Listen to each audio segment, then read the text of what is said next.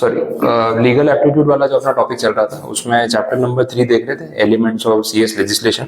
उसमें कुछ थोड़े से टॉपिक्स पेंडिंग बचे थे, जितना करवाया था उसमें कुछ पूछना हो, कुछ क्वेरी। हमने यहाँ पे देखा था कि आपके पास एज अ सीएस क्या क्या वर्क स्कोप है। तो हमने देखा कि भाई बहुत सारे अलग अलग वेराइटी के काम हम कर सकते हैं। जरूरी नहीं है कि हर सीएस एक ही चीज में प्रैक्टिस करेगा। आपके पास इंटेलेक्चुअल प्रॉपर्टी राइट्स का ऑप्शन है, इंटरनेशनल ट्रेड का ऑप्शन है, कॉर्पोरेट मैनेजमेंट का ऑप्शन है, लिस्टेड कंपनीज को जो स्टॉक एक्सचेंज का सारा डेटा या सेबी के साथ जो डील करना है, आईपीओज लॉन्च करने हैं, तो वो सब कर सकते हो। तो वेराइटी ऑफ वर्क है और एक्चुअली में इतना सारा है कि आप जब सीखने लगोगे तो आपको लगेगा यार क्या काम करे क्या ना करे।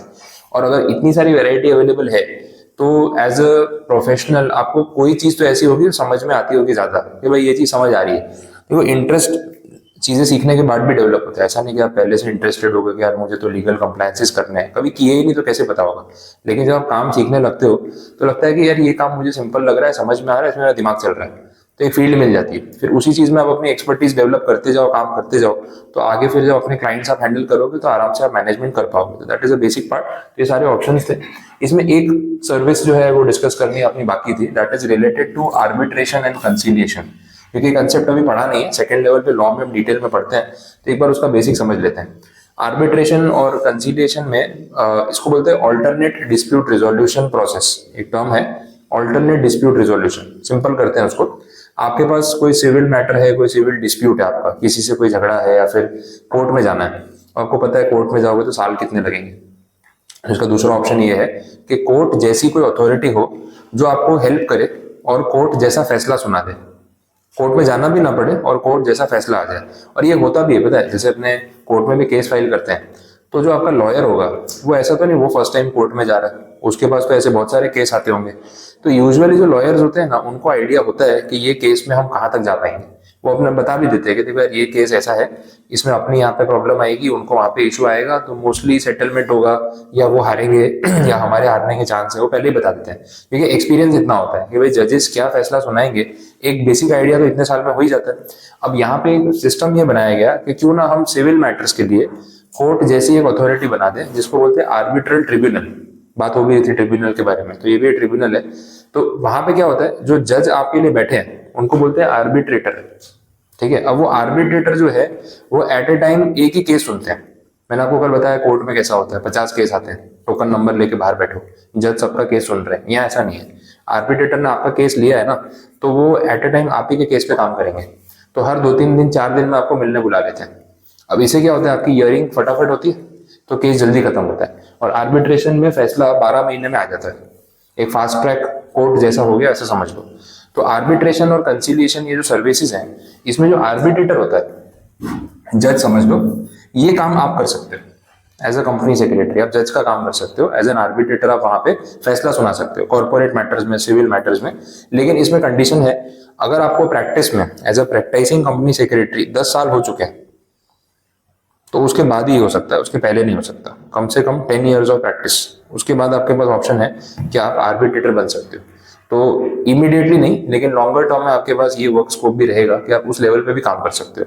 तो as a practicing company secretary आपका जो सीओपी है वो लिए हुए आपको 10 साल हो जाए, फिर आप इसके लिए एलिजिबल हो।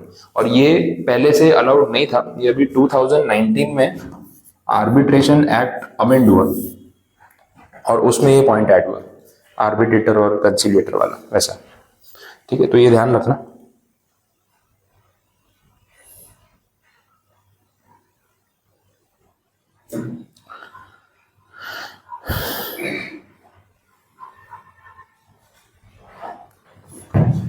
बोलो, यहां तक समझ आया, क्लियर हुआ?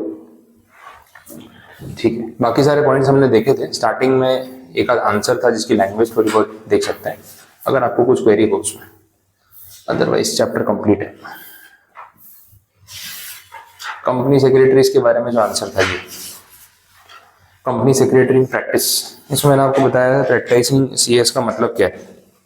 ठीक है, तो प्रैक्टिसिंग सीएस एग्जैक्टली है कौन, जिसके पास आईसीएसआई इंस्टीट्यूट की membership plus COP certificate of practice दोनों है। तो वही बात यहाँ पे इन्होंने क्लैरिफाई की, सेक्शन बताया जिसके अंदर इस चीज को एक्सप्लेन किया। और ये थोड़ा सा करेक्शन भी है, यहाँ सेक्शन नंबर 2 आएगा, अब लिख लेना, वहां पे लिखा हुआ नहीं है, सेक्शन 2 और उसका क्लॉज नंबर 25 वैसे है।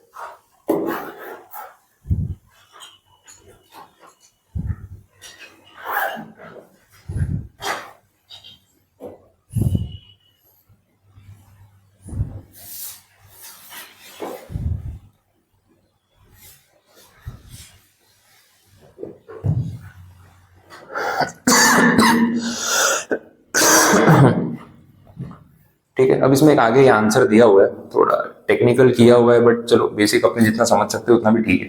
यहाँ पे बोला है एक इंस्टीट्यूट के मेंबर को deem to be in practice. Deemed का मतलब होता है मान लिया जाएगा, सिंपल हिंदी में अगर बोलूं तो डीम्ड का मतलब मान लिया जाएगा कि आप प्रैक्टिस में हो। तो भले आप खुद को प्रैक्टिस में मानते हो या नहीं मानते हो, लेकिन आपके ट्रांजैक्शंस को देख के समझ में आ जाएगा कि यू आर इन प्रैक्टिस। ठीक है। अब ये कैसे पता चलेगा, उसके लिए बोला हुआ है आप काम ही वही कर रहे हो जो एक प्रैक्टिसिंग कंपनी सेक्रेटरी करता है। तो आप अपने आप को प्रैक्टिसिंग मानो या ना मानो, आपकी एक्टिविटी से पता चल रहा है कि आप प्रैक्टिस में, अंडरस्टूड है। फिर आपने बोला कि आप किसी क्लाइंट को, किसी कंपनी को फ्रेम करना हो, उसको प्रमोट करना हो, उसका रजिस्ट्रेशन करवाना हो, उसका अमालगमेशन रिकंस्ट्रक्शन करवाना हो, उसको वाइंडिंग अप करवाना हो, ये सारी सर्विसेज देते हो। तो ये सारा काम तो एक प्रैक्टिसिंग सीएस करता है। देखो कंपनी के बोलते हैं ना, वो जन्म से लेके मरने तक का सारा काम जो है ना वो आपके हाथ में। कंपनी रजिस्ट्रेशन करानी है ना तो लोग आपके पास आएंगे। फिर जब तक कंपनी चल रही है उसके जो भी कंप्लायंसेस होंगे, कंप्लायंसेस का मतलब जो रूल्स उसको फॉलो करने होते हैं, रजिस्ट्रार ऑफ कंपनी के पास, आरओसी में, सेबी में, वो सारा काम आपसे करवाएंगे। कल को अगर कंपनी बंद करनी है तो बंद करने का जो प्रोसेस है उसको बोलते हैं वाइंडिंग अप, वो भी आप ही से कराएंगे। और बहुत बार कंपनी के स्ट्रक्चर में चेंजेस होते हैं, एक कंपनी दूसरे को खरीद लेती है, दो कंपनी मर्ज करके तीसरी बना लेते हैं, अमालगमेशन, रिकंस्ट्रक्शन, रीऑर्गेनाइजेशन, सारा काम आपका है। तो आप देख लो, right from the promotion of the company through the incorporation, amalgamation, winding up, हर जगह आपका रोल है।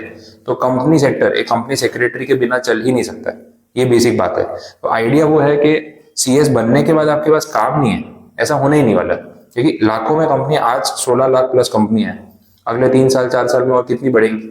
3 साल में कोई 1 लाख सीएस तो बढ़ नहीं जाएंगे। अभी लास्ट रिजल्ट पे आईसीएसआई के प्रेसिडेंट ने इंटरव्यू दिया था, तो ही सेड के in near future we are targeting कि भाई 2030 1 लाख कंपनी सेक्रेटरीज इंडिया में होने चाहिए, और अभी 72,000 है। तो वैसे उनके स्टेटमेंट के हिसाब से चले तो अगले कितने साल में, 5 साल में, 5-6 साल में 28,000 कंपनी सेक्रेटरीज उनको ऐड करना है। तो एन्युअली कितना हो गया? तो around 5-6,000 company secretaries per year add होंगे। तो उसमें आपका स्कोप बढ़ गया। मतलब वो इनडायरेक्टली बोल रहे हैं कि भाई देखो डिमांड है, तुम लोग पढ़ाई करोगे, अच्छी क्वालिटी से पढ़ोगे तो हम सप्लाई कर पाएंगे, नहीं पढ़ोगे तो फिर हमारी मजबूरी है कि हमको कम ही पास करने पड़ेंगे। तो मौका तो दे रहे हैं, मतलब 20%, 25%, 30% रिजल्ट भी देना होगा तो हम देने की कैपेसिटी रखते हैं, ज्यादा बच्चे पास कर सकते हैं, बट वो बच्चों में क्वालिटी होनी चाहिए। तो अगर आप पढ़ाई की क्वालिटी पे काम कर रहे हो तो पॉसिबिलिटी है कि आपका नंबर लग जाएगा। ये अपॉर्चुनिटी है, क्योंकि मार्केट में नीड है और सप्लाई शॉर्ट है, तो उस हिसाब से हमें उसको टारगेट करना है, ये चीज। ठीक है। देखो और भी सर्विसेज की लिस्ट दी है, इनमें से कोई भी काम अगर आप करते हो या ऑफर करते हो तो उस सिचुएशन में आप प्रैक्टिसिंग सीएस माने जाओगे। वैसा है। ट्रांजैक्शंस देख लेते हैं, रीडिंग वाले हैं वैसे जितने ध्यान में रहे, वर्ड टू वर्ड उसमें नहीं भी जाऊंगा तो चलेगा। पब्लिक में अब ये डी पॉइंट बोला, देखो, holds himself out to the public as a company secretary in practice. आप लोगों को बोलते फिर रहे हो मैं प्रैक्टिसिंग कंपनी सेक्रेटरी हूं, तो भाई हो तो फिर सीधी बात है, खुद ही बोल रहे हो तो मान ही लेंगे ना, तो माना ही जाएगा। नेक्स्ट,